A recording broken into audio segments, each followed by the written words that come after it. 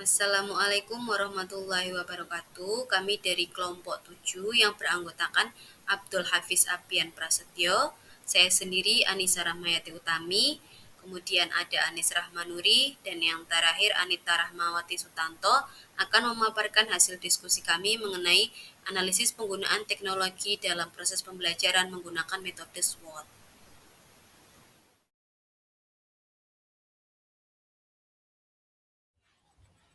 Baik, untuk analisis SWOT yang pertama, yaitu saya akan menyampaikan hasil diskusi kami mengenai analisis penggunaan teknologi digital, yaitu video animasi pembelajaran.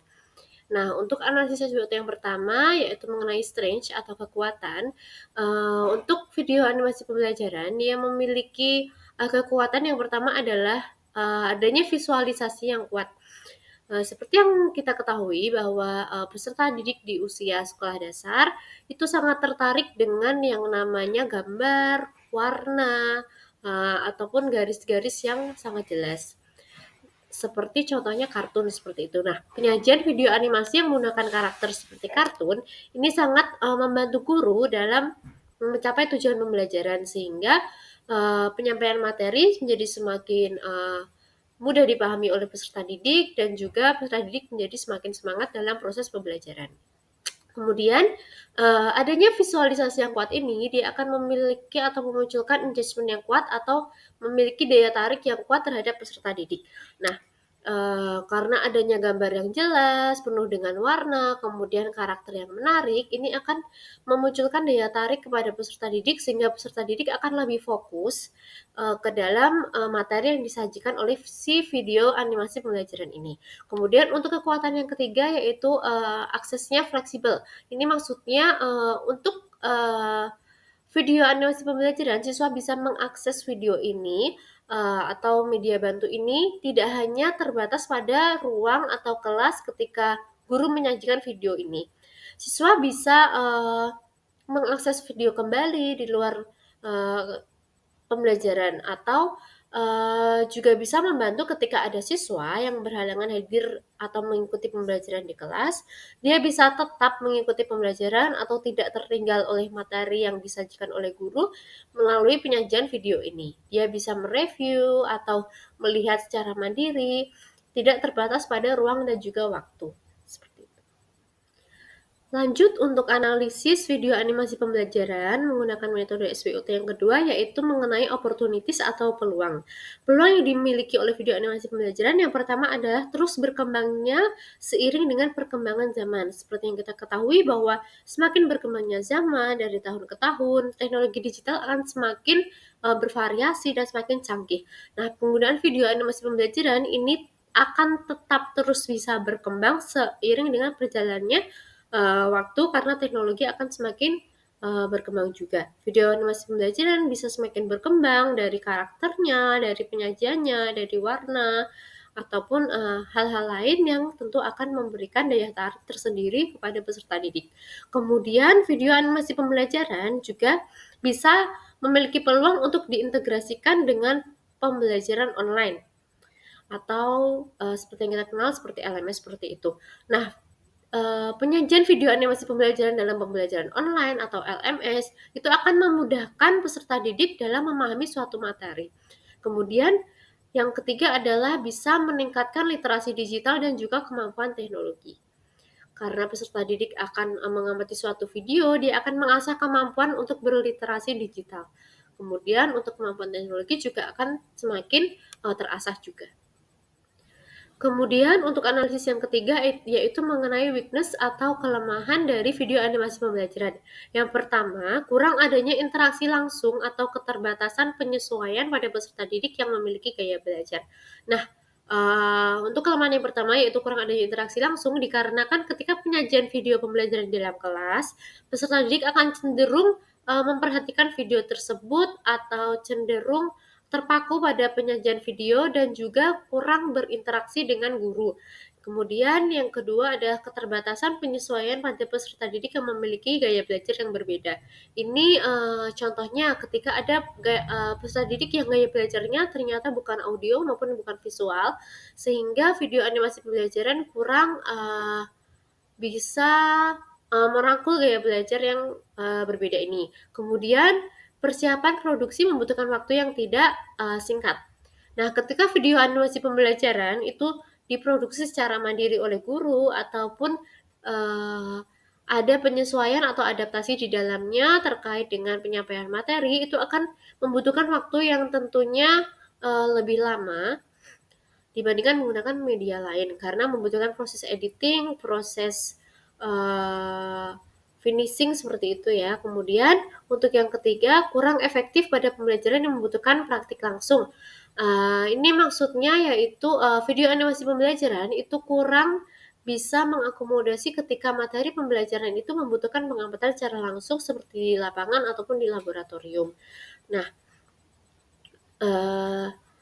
video animasi pembelajaran itu hanya bisa menjadi tambahan materi ataupun penguatan materi saja, tetapi tidak bisa memberikan keseluruhan materi ketika materi tersebut membutuhkan pengamatan secara langsung atau kontekstual. Ancaman yang muncul apabila dilakukan pengintegrasian video animasi dalam pembelajaran. Yang pertama, ketergantungan pada teknologi. Penggunaan teknologi yang berlebihan dapat menyebabkan ketergantungan sehingga komunikasi langsung dan interaksi tatap muka peserta didik menjadi berkurang. Yang kedua, gangguan dari media lain. Penayangan video dapat terganggu oleh notifikasi dari aplikasi lain sehingga dapat mengganggu konsentrasi dan fokus peserta didik. Yang ketiga, kesetaraan akses. Tidak semua peserta didik memiliki gawai yang dapat digunakan untuk mengakses video apabila dilakukan secara mandiri. Selanjutnya, analisis SWOT penggunaan kuisis dalam pembelajaran. Pertama, strength atau kekuatan. 1. Penggunaan kuisis dapat meningkatkan keaktifan dan keterlibatan peserta didik dalam pembelajaran. Dengan menggunakan kuisis, peserta didik terlibat aktif karena tidak hanya mendengarkan materi, tetapi mereka juga menjawab pertanyaan secara langsung. Yang kedua, fleksibilitas dalam pembelajaran.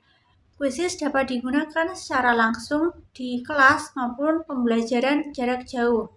Yang ketiga, terdapat fitur gamifikasi seperti papan peringkat dan poin yang dapat membuat pembelajaran lebih kompetitif dan menyenangkan.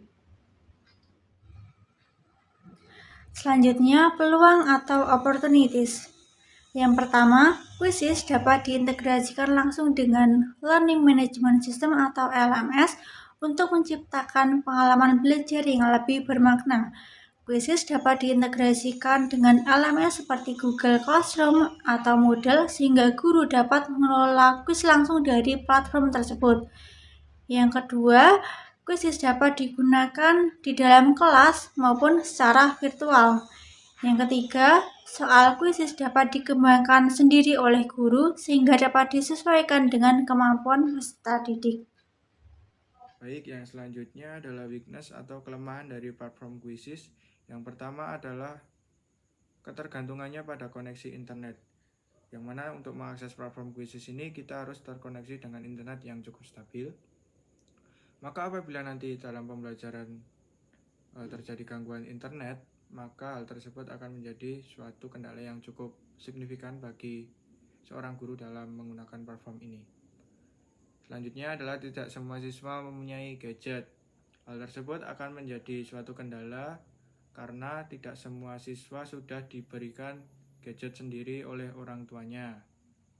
Yang ketiga yaitu peserta didik lebih fokus pada kompetisi bukan pada materi yang diajarkan. Hal tersebut bisa saja terjadi karena pada platform kuisis ini nanti akan ada sistem perankingan di akhir. Apabila siapa yang menjawab lebih banyak yang benar akan mendapat ranking yang lebih atas, seperti itu. Maka dikhawatirkan terjadi kesalahan konsep berpikir pada siswa, yang mana siswa akan lebih fokus pada kompetisi untuk mendapatkan peringkat yang teratas, bukan pada materi yang telah diajarkan oleh gurunya, seperti itu. Baik, yang selanjutnya adalah threats atau ancaman dari platform kuisis. Yang pertama adalah tidak semua daerah memiliki akses yang mendukung. Ya, ini lebih ke koneksi internet seperti yang sudah saya jelaskan tadi ya. Tidak semua daerah itu sudah memiliki koneksi internet yang cukup stabil untuk menjalankan platform Quizzes ini dengan lancar seperti itu. Yang kedua, untuk treats-nya yaitu adalah kecurangan dalam proses pembelajaran daring. Nah, karena platform Quizzes ini kita membukanya itu di web ya, bukan di aplikasi, maka siswa itu bisa membuka tab baru.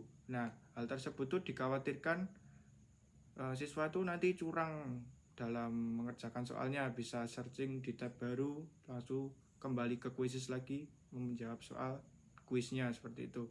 Jadi dikhawatirkan akan terjadi kecurangan. Nah, yang ketiga untuk threats atau ancaman dari platform Quizzes ini yaitu sistem ranking yang kurang fair. Nah, untuk rankingannya dalam Quizzes ini itu siapa yang menjawab lebih cepat itu akan mendapatkan poin yang lebih tinggi.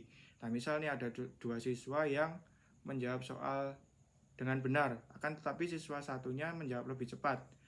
Maka siswa yang menjawab lebih cepat akan mendapatkan poin yang lebih tinggi dari siswa yang menjawab kurang cepat tadi.